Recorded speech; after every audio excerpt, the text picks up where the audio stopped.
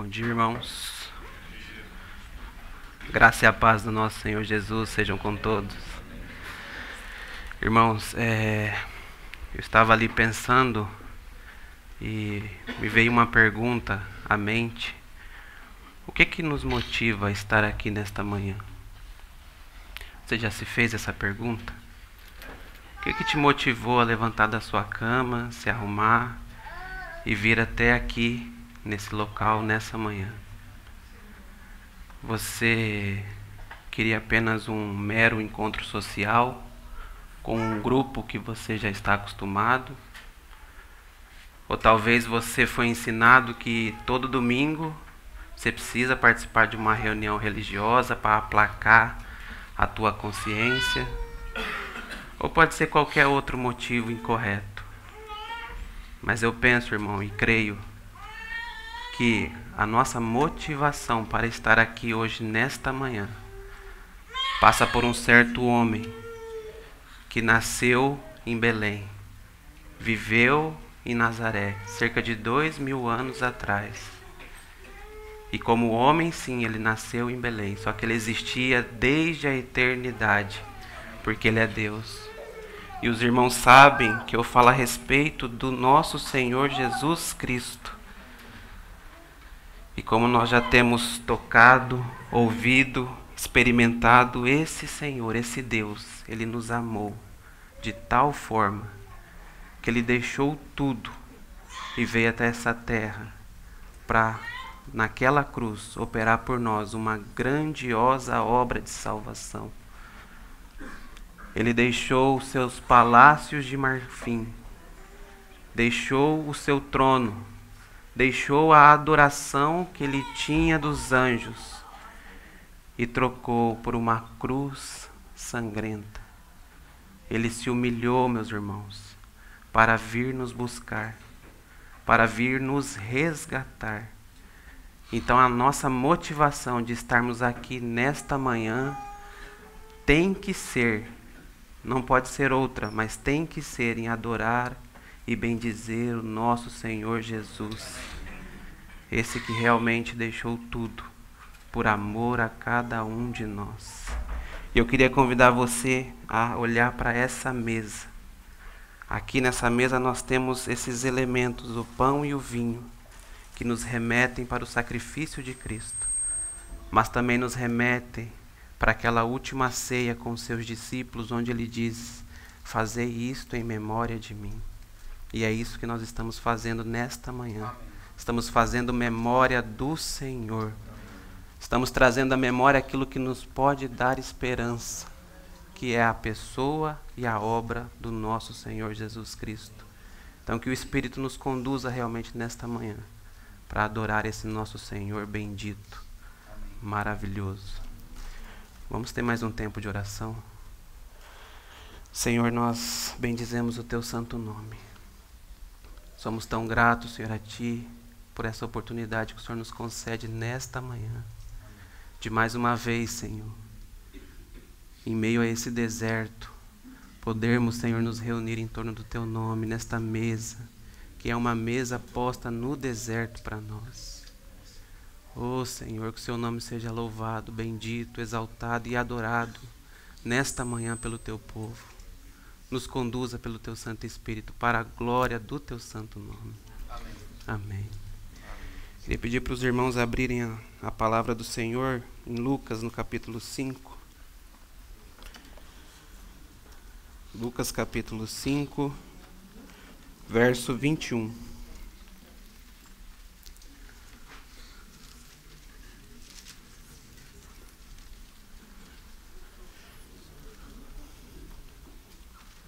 A palavra do Senhor diz assim para nós: e os escribas e os fariseus começaram a arrazoar, dizendo: quem é este que diz blasfêmias? Quem pode perdoar pecados, senão só Deus? Agora eu queria pedir para os irmãos abrirem Lucas, capítulo 8, verso 25.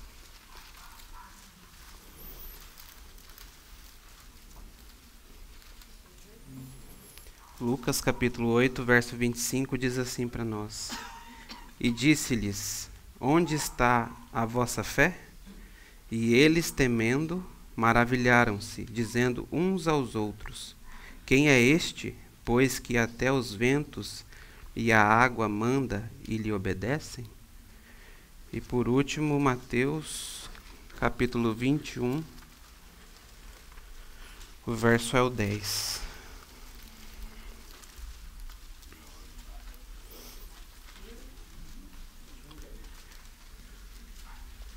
Mateus, capítulo 21, verso 10, diz assim para nós: E entrando ele em Jerusalém, toda a cidade se alvoroçou, dizendo: Quem é este? Então, irmãos, nós lemos aqui 3 textos, 3 passagens rápidas, passagens essas que nós conhecemos muito bem. Em todos esses 3 textos que nós lemos, uma pergunta aí se repete, e a pergunta é: quem é este? E essa pergunta, ela pode trazer junto de si vários sentidos. Tudo vai depender aí do contexto que ela está sendo aplicada, mas em todos os sentidos possíveis que essa pergunta traz, essa pergunta ela traz também aí, vai indicar na verdade um certo desconhecimento da pessoa a quem ela é dirigida. E nesses 3 textos, nós sabemos que essa pergunta é feita com referência à pessoa do nosso Senhor Jesus Cristo por 3 grupos de pessoas diferentes. E em cada uma dessas perguntas, desses textos que a gente acabou de ler, ela traz um sentido diferente, né? Mas em todos os textos que se a gente ler e pensar a respeito, nós vamos ver que ali demonstra um certo desconhecimento da pessoa de Jesus Cristo e da realidade que ele pretendia mostrar nessas 3 passagens. Então agora junto com os meus irmãos, eu desejo considerar cada uma dessas passagens, a fim de que nós possamos tocar um pouco mais de Cristo. Como eu disse, os textos eles são bem conhecidos, então eu creio que nós não precisamos ler, mas eu queria passar para os meus irmãos o contexto, né? O primeiro texto que a gente leu, de Lucas no capítulo 5, no verso 21, essa passagem nos conta que Jesus estava ali na região da Galileia, provavelmente em Cafarnaum, e ela começa ali dizendo que num daqueles dias ensinava e no meio dos seus ouvintes. É interessante que o texto lhe destaca que no meio daqueles a quem o Senhor ensinava, tinha ali fariseus e doutores da lei. Isso é interessante porque nós sabemos que esse grupo ele mantinha uma oposição ferrenha ao nosso Senhor. Então o que eles estavam fazendo ali? De certo que eles não estavam ali querendo aprender do Senhor. Mas como eles já sabiam da fama do Senhor, de tudo que o Senhor estava fazendo, de suas curas, do seu ensino maravilhoso, de sua doutrina perfeita, eles estavam ali realmente buscando algo para acusar o nosso Senhor. E mais para frente, se você continuar lendo, você vai ver que eles vão ter uma experiência ali e um desafio formidável, né? A gente vai chegar lá ainda. Mas aí no texto continua e ele fala que o poder do Senhor estava ali para curar. E nós conhecemos bem essa passagem. Essa passagem é aquela que o Senhor estava ensinando, como eu já disse, e chega alguns homens carregando numa cama um paralítico, né? E eles tentam introduzir esse paralítico diante do Senhor, mas aquele local ele está muito cheio, difícil acessar a pessoa do nosso Senhor Jesus Cristo, então eles têm uma ideia, né? E a ideia deles é subir até o telhado e, destelhando aquela casa, eles introduzem aquele paralítico diante do Senhor. E o Senhor, vendo a fé deles, diz para o paralítico: homem, perdoado estão os seus pecados. Ah, irmãos, essa fala do nosso Senhor diante daqueles fariseus e doutores da lei foi como um crime hediondo. Foi talvez a pior coisa que um homem poderia fazer sobre a face da terra. Porque quem Jesus pensa que é? Porque quem pode perdoar pecados é somente Deus. O texto vai falar que eles arrazoavam entre si e perguntavam: quem é este? Porque quem pode perdoar pecados senão só Deus? Então, o Senhor, sabendo do coração desses, Ele diz para eles: olha, que arrazoais em vosso coração? O texto é muito lindo, irmãos. O texto é muito lindo. Mal eles sabiam que estavam diante de Deus o Filho, e que Ele tinha sim o poder de perdoar pecados. Não só tinha, como fez. E para provar que Ele tinha o poder de perdoar os pecados, Ele diz para aquele paralítico: olha, na verdade ele faz uma pergunta antes para os fariseus, né? Ele fala assim: olha, qual que é mais fácil? Dizer, perdoados estão os seus pecados, ou falar para ele aqui, ó, toma o seu leito e anda, ou curá-lo, né? E aí ele diz assim, para provar que eu tenho sim, que o Filho do Homem tem poder para perdoar pecados, ele ordena ao paralítico: toma o seu leito e vai. E diante deles, o paralítico toma o seu leito e sai carregando ele, curado pelo nosso Senhor. Amados irmãos, então quem é este? Este é Jesus, aquele que tem o poder de perdoar pecados. Ele poderia, assim, apenas com as suas palavras, também perdoar todos os nossos pecados, mas não cumpriria a justiça do Pai. Então o que ele fez? Ele marchou até uma cruz. Ele tomou o nosso lugar e ali ele se ofereceu como oferta e sacrifício para satisfazer a justiça do Pai. Então agora ele não só tem o poder de perdoar os pecados, mas ele é o Cordeiro de Deus que tira os pecados do mundo. Todo aquele que se achega a ele, arrependido, é perdoado dos seus pecados, é limpo, é sarado, é tratado. Então, irmãos, o primeiro sentido de quem é este é que o Senhor, Ele é aquele que pode perdoar os pecados. Ele é o perdoador de pecados. O nosso Senhor, Ele é poderoso. Hebreus diz assim para nós: porque serei misericordioso para com as suas iniquidades, e de seus pecados e de suas iniquidades não me lembrarei mais. Essa é a promessa para nós. Às vezes a gente fica remoendo um pecado que a gente fez e já confessou diante do Senhor. E a gente chega diante do Senhor e ora: Senhor, me perdoa aquele pecado. Mas você já orou lá atrás pedindo perdão. E o Senhor vai falar para você: olha, nem lembro mais desse pecado. Que pecado é esse? Né? Nem me lembro mais dele. Porque o Senhor é esse. Com o seu sangue, com a sua obra, Ele é o perdoador de pecados. Colossenses ainda vai dizer para nós assim: em quem, se referindo a Cristo, temos a redenção pelo seu sangue, a saber, a remissão dos pecados. Pelo sangue de Cristo, nós temos a remissão dos nossos pecados. Ele é o perdoador de pecados. Então quem é este? Este Jesus é aquele que perdoa os nossos pecados. É aquele que é o Cordeiro de Deus que tira todo o pecado do mundo. Muito lindo, maravilhoso. Segundo texto que nós lemos, Lucas no capítulo 8, né, verso 25, é um texto também muito conhecido nosso.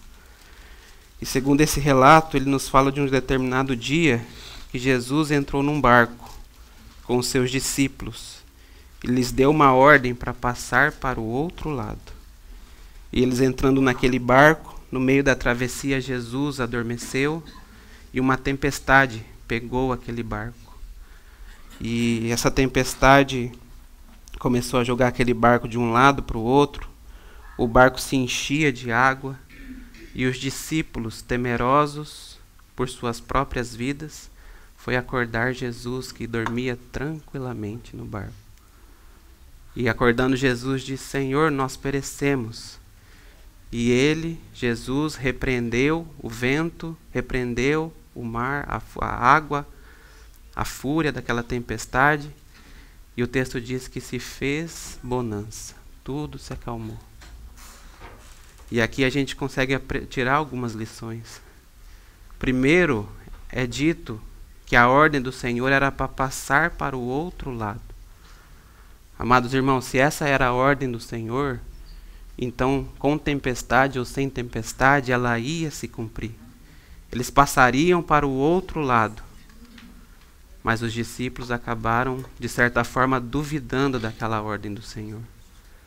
Eu penso que talvez nós também corremos esse risco.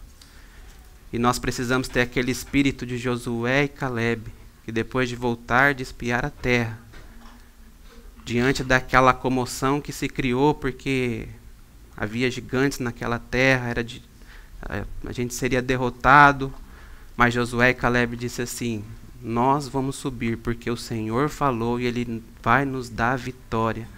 Confiança na palavra. E os discípulos não tiveram essa confiança nesse momento, mas acordaram o Senhor. E o Senhor repreendeu ali o vento, a tempestade, as águas, e se fez bonança. E outra questão aqui que eu acho muito interessante é o jeito como o nosso irmão Léo explica que o Senhor repreendeu aquelas águas, aquele vento. O nosso irmão, em outra oportunidade, ele disse que o Senhor chegou e fez shhh. Irmãos, parece nós, quando repreendemos os nossos filhos, e se eles forem educados, eles vão respeitar. Se não, não respeita. Mas com o Senhor Jesus é diferente, porque Ele tem toda a autoridade. Então, irmãos, quem é este? Este é aquele que tem autoridade sobre a água, sobre o vento, sobre as tempestades. Tudo lhe obedece, porque Ele é aquele que tem autoridade.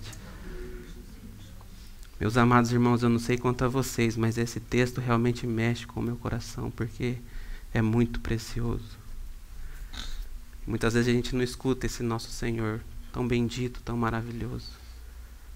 Mas as águas, o vento, o mar, tudo escuta e obedece. Porque sim, Ele tem toda a autoridade. Mateus 28 vai nos dizer assim que Jesus, aproximando-se dos seus discípulos, falou-lhes dizendo: toda a autoridade me foi dada, no céu e na terra. Ele é aquele que detém toda a autoridade. João 3 ainda diz que o Pai ama o Filho e todas as coisas entregou nas suas mãos. Tudo está debaixo da autoridade do nosso Senhor. Então essa segunda pergunta, quem é este que os discípulos fizeram? Ela traz um sentido aí de surpresa. Quem é este? Né? De um impacto que aquela atitude do Senhor trouxe na vida daqueles homens. Quem é este que até o mar e o vento, as águas lhe obedecem? Então quem é este? Este é aquele que tem toda a autoridade sobre todas as coisas. Porque toda a autoridade me foi dada. Jesus mesmo disse. Terceiro texto que a gente leu aí, de Mateus, no capítulo 21, ele vai nos dizer que o Senhor ordenou a 2 discípulos que entrassem em Betfagé, a fim de buscar ali uma jumenta e um jumentinho que estavam lá presos. E se alguém perguntasse o que estavam fazendo, era para dizer que o Senhor precisava deles. E tudo aconteceu exatamente da forma como o Senhor havia dito. Trouxeram a jumenta e o jumentinho, e sobre eles puseram as suas vestes, e fizeram com que o Senhor assentasse em cima. E eles tiravam as suas vestes e colocavam as vestes pelo caminho. Alguns deles iam cortando ramos das árvores, estendendo também pelo caminho, para que o Senhor, então, montado naquele jumentinho, pudesse passar por aquele caminho que eles estavam formando. E nessa passagem nos mostra que o Senhor está entrando em Jerusalém. Alguns irmãos chamam essa passagem de a entrada triunfal do Senhor em Jerusalém. E é dito ali que muita gente ia estendendo suas vestes pelo caminho, cortando ramos e espalhavam por esse caminho. E a multidão que ia adiante seguia, clamava dizendo: Hosana ao filho de Davi, bendito que vem em nome do Senhor, Hosana nas alturas. E tudo isso aconteceu para que a profecia que está lá em Zacarias, no capítulo 9, no verso 9, se cumprisse. E a profecia ela diz assim: Alegra-te muito, ó filha de Sião, exulta, ó filha de Jerusalém. Eis que o teu rei virá sobre ti, justo e salvador, pobre e montado sobre um jumento, e sobre um jumentinho, filho de jumenta.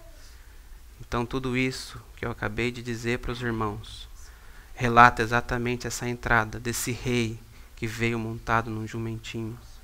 O rei justo, o rei maravilhoso, o rei misericordioso, que é a pessoa do nosso Senhor Jesus. E esse acontecimento é interessante que ele inaugura aquela semana da crucificação. Que inaugura a semana da crucificação. E o Senhor foi a Jerusalém para cumprir a sua missão. E era a semana de Páscoa, a cidade estava cheia. E é dito ainda que a cidade se alvoroçou. Se os irmãos continuarem a leitura, eles vão ver que é dito que a cidade se alvoroçou.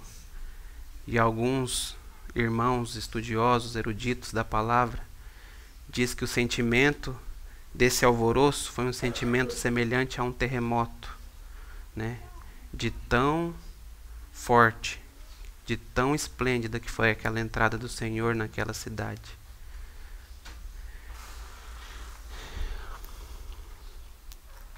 E aqui, meus irmãos, a mensagem do Senhor claramente é que Ele mesmo é o Rei profetizado, o Rei legítimo, o Rei verdadeiro. Mas a pergunta aqui, quem é este, demonstra total desconhecimento deles para com o Senhor. Inclusive é dito ali que no meio daquela multidão, os fariseus que estavam ali procuraram o Senhor e disseram para ele, isso está no relato de Lucas, dessa mesma passagem: Senhor, repreende os seus discípulos. E a resposta de Jesus foi: se estes aqui se calarem, as pedras clamarão. Amados irmãos, quem é este? Este é o verdadeiro Rei. Ele é o Rei dos reis, o Senhor dos senhores. Ele é aquele que está assentado no mais alto trono desse universo. Todas as coisas lhe estão submissas e nada, absolutamente nada, vai fugir do controle dele. Então esse terceiro texto nos diz que quem é este? Este é o Rei majestoso, o Rei glorioso, o nosso Senhor Jesus Cristo. Esse é aquele que tem o poder de perdoar os pecados. Esse é aquele que tem toda a autoridade. Esse é aquele que é o Rei majestoso. Esse é Jesus, aquele que nos amou e nos amou até o fim, como diz aquele texto da palavra. Tendo amado os seus, amou-os até o fim. Ele nos amou até o fim, meus irmãos. E não sei se você se lembra, alguns dias atrás o nosso irmão Thomas, compartilhando, disse que não foram os pregos que seguraram o Senhor Jesus naquele madeiro, na cruz, mas foi o amor do Senhor que prendeu o Senhor ali. E isso realmente é maravilhoso, porque o nosso Senhor ele foi até as últimas consequências, por amor a cada um de nós. Esses dias eu estava lendo um livro e o que o irmão escreveu naquele livro me chamou também muita atenção. Os irmãos se lembram daquela passagem que Jesus foi preso e ao ser anunciada ali a sua prisão, Pedro toma da espada, corta a orelha do servo do sumo sacerdote. E o Senhor Jesus diz para ele assim: olha, embainha a tua espada, guarda a tua espada, porque eu poderia rogar ao Pai e Ele enviaria 12 legiões de anjos ao meu socorro. Amados irmãos, era muito anjo. Era muito mais do que o necessário para aquela situação, para que o Senhor pudesse se salvar. E é interessante que o irmão no livro dele diz assim, que os anjos já estavam aparamentados, prontos, para poder com apenas uma ordem descer até aqui a terra e batalhar pelo Senhor Jesus. Mas quem é este? Ele escolheu seguir o seu caminho. Ele escolheu seguir a sua missão. Ele mesmo disse para Pedro, se assim fosse, como se cumpriria a palavra. E ele foi até a cruz, e na cruz morreu por cada um de nós. Ele poderia ter rogado ao Pai, e o Pai enviaria aqueles anjos, e com certeza ele se salvaria. Mas ele olhou para cada um de nós, e já nos amando, ele seguiu em frente, resoluto, até aquela cruz sangrenta. Então, meus irmãos, quem é este? E quem é este para você? Nesta manhã nós estamos aqui exatamente para adorar este, o nosso Senhor Jesus Cristo. Ele que é o sol da justiça, a brilhante estrela da manhã. Ele é o servo sofredor. Ele é o Cordeiro de Deus que tira os pecados do mundo. Quem é este? Ele é aquele que suou sangue no Getsêmani. E ele não suou sangue porque ele estava, porventura, com medo da cruz, de maneira nenhuma. Ali o medo dele, como nós já ouvimos outrora, era não chegar até a cruz. Por conta de todo o sofrimento e amargura que estava sobre ele. O medo dele não era a cruz, o medo era de não chegar até a cruz e cumprir o sacrifício do Pai. Então quem é este? Esse é o nosso Senhor, que enfrentou aquela cruz por amor de cada um de nós. Então eu creio, irmãos, que nós temos motivo de sobra para nesta manhã bendizer e adorar o nome do Senhor. Ele tem tantas outras qualidades que nós poderíamos citar aqui, ficaríamos muito provavelmente horas citando. Mas eu creio que já é suficiente para que nós possamos olhar para essa mesa e adorar o nosso Senhor, porque Ele sim é digno de todo louvor, de toda adoração. Amém? Amém.